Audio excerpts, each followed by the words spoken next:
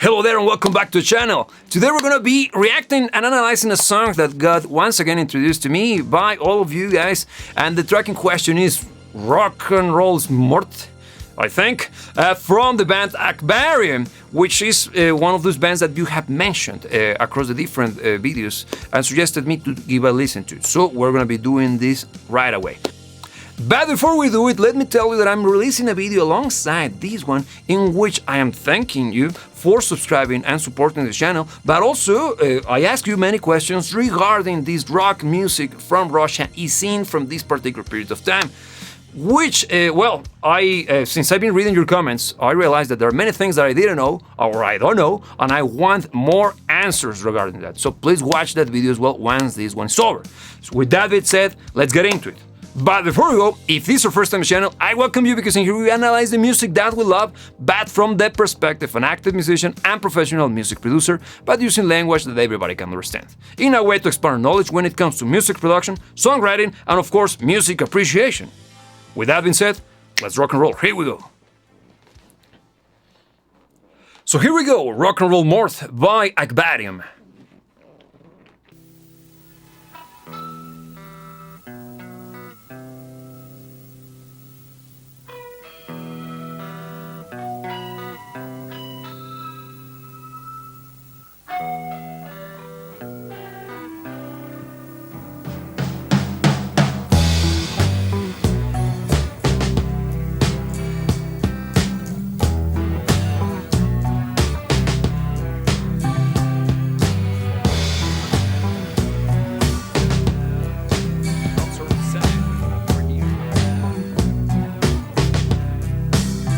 Какие нервные лица, быть в беде. Я помню, было небо, я не помню где. Мы встретимся снова, мы скажем привет. В этом есть что-то не то. Но рок-н-ролл мертв, а я еще нет. Рок-н-ролл мертв, а я. Те, что нас любят, смотрят нам вслед. Рок-н-ролл мертв, а я еще нет.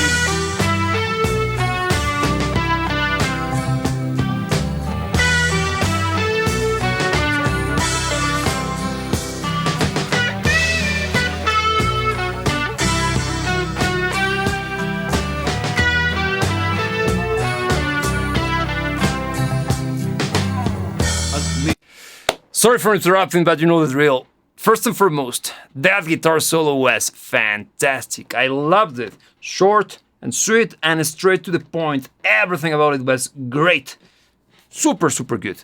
Love the guitar tone and love also how the use of the guitar phrases were used across that particular tiny section of music, because it actually allowed for the song to grow not only in intensity but also in drama, get me? Because when the drums kicked in, which is very, very peculiar, don't you think? I was trying to draw your attention to the fact that most of the drums are coming from this side, the left. They were bent. Let me explain. When you're mixing music, when you're working with something like this, you move stuff around and you have actually access to the entirety of the stereo spectrum, which stands for what comes out of their left speaker, the right speaker, and everything in between, which is known as the phantom center, okay? And when you're mixing, you actually have access to move stuff across that spectrum, like in this example. Let me show you.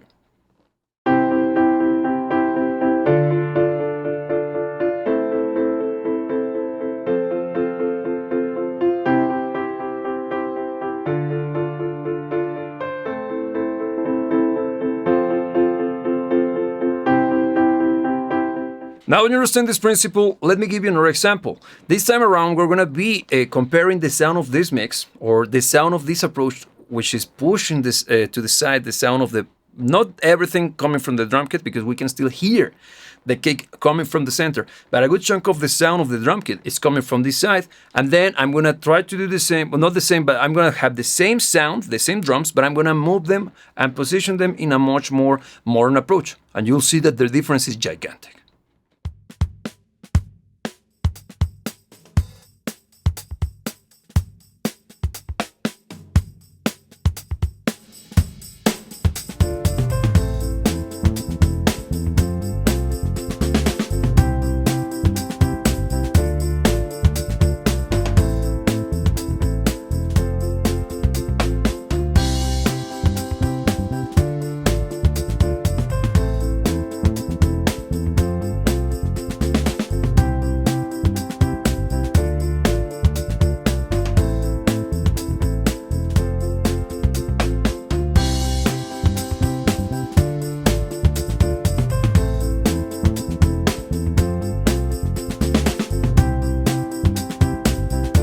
How about that? Which one do you prefer? Being very frank, and maybe because I grew up in this era, I prefer to have the much more modern approach. The thing is that early records were harkening back to the 60s, late 60s, early 70s, when stereo was starting to become mainstream and people were acquiring stereo setups.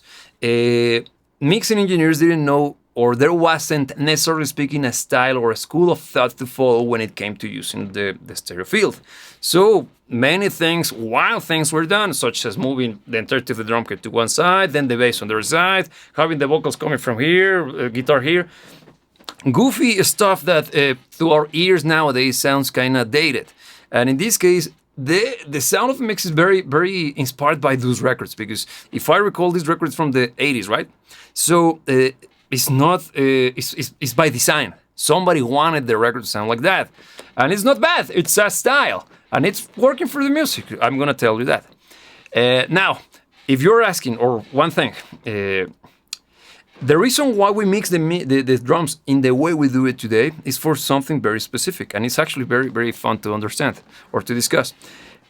Nowadays, or let me put it this way, every time that you're blasting one of your favorite tracks, you will inevitably end up doing the air drumming thing, right? It's gonna happen. And the reason why we mix this way is because we know that people will do that, and it actually invites them to do it. But there are two schools of thought when it comes to positioning drums when mixing. One of them is from the perspective of the drummer, in mind that you are actually being the guy who is playing the drums. And the other one is from the perspective of the audience in front of the drummer. That means that you will have, for example, the snare over here, the hi-hats over here, when you are mixing in from the perspective of the drummer. But if you are mixing from the other way, from the other perspective, the other angle, sorry, words are hard at times, you will do it the opposite, because obviously there is a mirroring thing that happens out of perspective. The thing is which one would you prefer as well? There are plenty of records that have been mixed in both styles, and both of them have a particular sound to them, and there is not necessarily one that is better than the other. In my case, I prefer to mix from the drummer's perspective because I am a musician, so maybe I am drawn to that kind of perspective. Okay, now let's discuss a little bit the guitar tone and the use of effects on the guitars before we move to the next section of the track. You could hear that the guitar, particularly the one coming from the right side, because we got two guitars. One is coming from the left, and I think it's an acoustic guitar, maybe a 12-string guitar, because it has that particular thing that is very, very 12-string acoustic thing. But also we got on the other side an electric guitar that a good chunk of time is playing with an effect known as vibrato. And it sounds like this. Okay? And vibrato is a very cool effect that was very popular during the 80s, which is coming from another effect known as chorus. I will go a little bit more technical in this one, but I will try my best to make it understandable for someone as stupid as I am. Okay, so a chorus pedal, which is the origin of vibrato, will get the sound of the guitar coming in, and then it's going to create replicas of it. And it's going to detune them slightly and also delay them slightly. And what you get out of the pedal is the sum of those sounds plus the guitar coming in without any form of effect to it. Okay? And that's why we get the super 80s sounding chorus such as this one. Vibrato, on the other hand, is actually doing the same, but instead of mixing in the sound of the guitar with no modulation applied to it, you get the super wishy-washy kind of almost like wavy sound that is vibrato. And you can hear that they are using something akin to either both of those effects, because they are very similar, but in the end, the difference becomes palpable once you start to amass instruments, okay? And it's a great effect. I love it. And it reminds me quite a lot of Kino. Well, I don't know the pronunciation. Correct me, of course. Which is another Russian band that we analyzed before, which is using effects in such effects in a much more prominent role. Okay, been talking for way too long. Let's blast the rest of the song. Here we go. Время будет течь по прямой, шаг вверх, шаг вбок, за спиной. Я сжег их жизнь, как порох газет. Остался только грязный асфальт. Но рок-н-ролл мертв, а я еще нет. Рок-н-ролл мертв, а я. Те, что нас любят, смотрят нам вслед. Рок-н-ролл мертв, а я.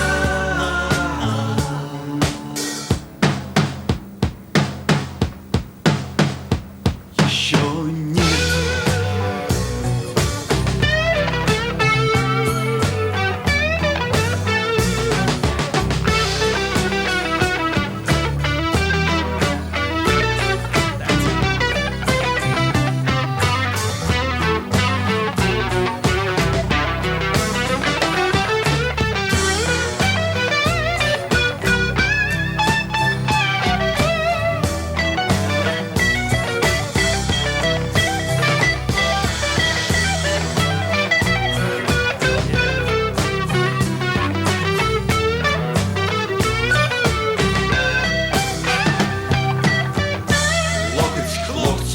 Кирпич в стене. Мы стояли слишком гордо. Мы платим втройне. За тех, кто шел с нами. За тех, кто нас ждал. За тех, кто никогда не простит нам то, что рок-н-ролл мертв, а мы еще нет. Рок-н-ролл мертв, а мы. Те, что нас любят, смотрят нам вслед. Рок-н-ролл мертв, а мы. Рок-н-ролл мертв, а я еще нет. Рок-н-ролл мертв, а я. Те, что нас любят, смотрят нам вслед. Рок-н-ролл мертв, а я.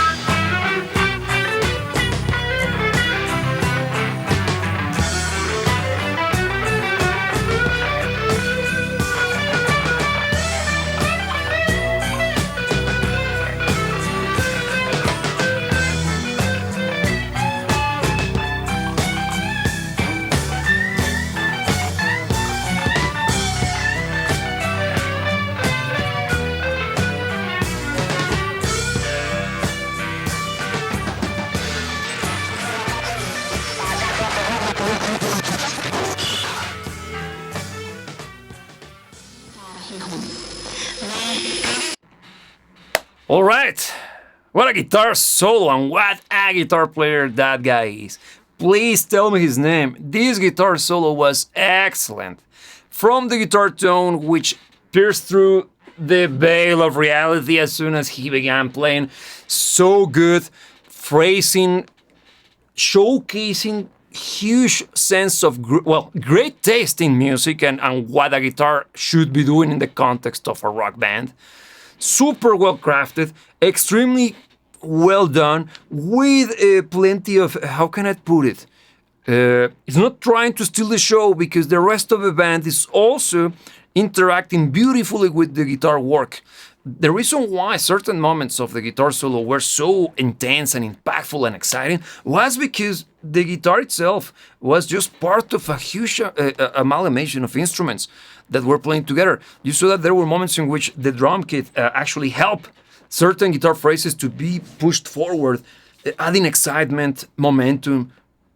God damn it, great. The bass work is also fantastic, very steady, consistent, knowing his place in the song and in the mix, being flashy when it has to be flashy, but being mindful that once the band kicks full-on gears and get to that moment in the song in which everything goes through the roof, somebody has to keep the entirety of the composition, well, in order, right? bringing order to the force, and it's the bass player in this case. Reminds me of The Who. Yeah, now that I think about it, sound-wise, the band is, at least this song is very similar to certain tracks by The Who, but also reminds me a lot of Pink Floyd, particularly the guitar work, because his style is clearly influenced by David Gilmour. I don't know if he was a fan of him, but it truly makes me think of him from my perspective, of course. Now, the sound of the bass, we didn't discuss it. It's very punchy, round, kind of impactful. It's clean. There is not that much distortion or saturation in it, but it's working and it does a great job. It actually has this kind of cozy sound to it, which is also a little bit reminiscent of the Beatles, don't you think? Has that kind of old-timey sound that is very much probably the inspiration behind this band. Please let me know know more about this band by sharing some comments regarding the creation of the track and the band itself, because I'm a foreigner when it comes to this. So now, foreigner. Now let's take a look at the screen, because in front of us we got Decibel, which is the tool that we use to analyze music through the use of a visual medium. The first section we're going to be discussing, let me stop this guy, is the frequency range analyzer, which is presenting to us the different frequencies that are part of the human hearing range, starting at 20 Hz, going all the way down to 20,000 Hz. And the white line represents the loudest point in volume of all of the frequencies within the human hearing range. Yeah, and not surprising at all, this track sounding very old school, very much kind of inspired by those records that I mentioned before. We got not a huge low end. It's the first thing you notice. As soon as I press play, when the kick and the bass played together, I wasn't blasted away by it. It was just, okay, sounds cozy, I'm gonna put it that way. Not bombastic, it's plentiful, I gotta tell you, that it's not weak sounding by any means, but it's not as impactful as any other form of modern music. One of the reasons, or one of the ways for you to kind of detect the era in which a record was produced, is usually by analyzing the way that the frequencies that are part of the music are presented to you. Much modern productions tends to be a much more harder hitting track. Well, tends to be more harder hitting track. Oh, damn! They tend to be much more hard hitting than this kind of music. Sorry, I had to make a jump cut because my tongue truly got all twisted. But coming back to this, you'll see that we don't have that prominent low end when compared to something like much more modern music, such as the examples that you got in front of you. And you can tell that the difference is gigantic. Is it a bad sound? Not necessarily. It's probably the result of many things, among them technological limitations, and also, well, even monitoring and the taste of the people producing the record. So it's not a bad thing, it's just a sign of it was a style at the time. Okay, let's put it that way. But then, you'll see that this is actually very interesting, at least to me. The difference between the low end and the mid-range is not as huge as on the records that I show you. It's not as intense, it's not as loud, it's kind of similar sounding in volume. They're well represented, but it sounds also a little bit less hi-fi, okay? And I'm not trying to sound disrespectful by any means, but we're analyzing as well and discussing the quality and the qualitative aspects of the mixing and of the mix and the production itself. It's not going to win any Grammy. It doesn't sound bad either, but it doesn't sound great. And one of the reasons is this. It's kind of not that flat. It's kind of flat. Why? Well, we don't know. Many factors, but one of them is it could be even style. But here is where I think it takes the cake. The second section of the analyzer. And here is where we're going to see the relationship between the quiet points in volume with the loudest points in volume of the song across time, which is known as dynamic range. Very important because music is very much influenced by the discrepancies and different moments of the composition in which there is more or less energy projected to us as listeners. Volume is the tool that we have access to when mixing music to have that effect on people, on the audience. When something's quieter, it's going to be much more personal and much more closer to you, intimate even. When something's louder, it becomes obnoxious, or in my case, but it becomes also very much exciting, momentum driven, kind of much more impactful. You know when shit is hitting the fan when something goes loud. That's what I'm trying to say.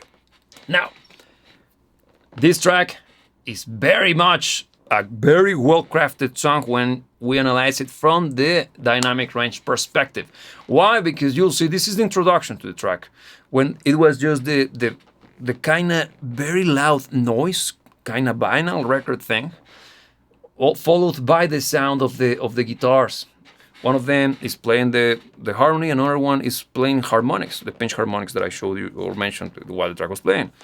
It's a cool technique, and it has this crystal-like texture to it, which cuts through the mix beautifully and also adds this sense of space and also kind of, insightful thing. Then, here's where the drums kicked in with the bass, and bam! Drawing your attention, taking you inside of the world of this track, and simply put, getting you hooked to it.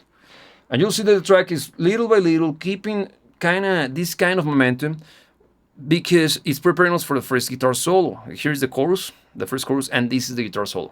See how little, but it's still, it's not that, it's little, but it's good enough for the track to feel more impactful when that guitar solo hits. Because it's kind of foreshadowing the ending of the track, which is a fantastic display of musicality that I already praised before. And see, once we move over to the second half of the track, you'll see that now we turn the loudest point in volume of the track previously, or from before, it became now the standard. It's now the starting point for the next verse. Little by little, we're developing momentum for it to boost once again or reach a little bit of an extra level of punchiness during the second guitar solo, that you'll see that is just preparing us for the huge dip. And here you can even see the toms hidden.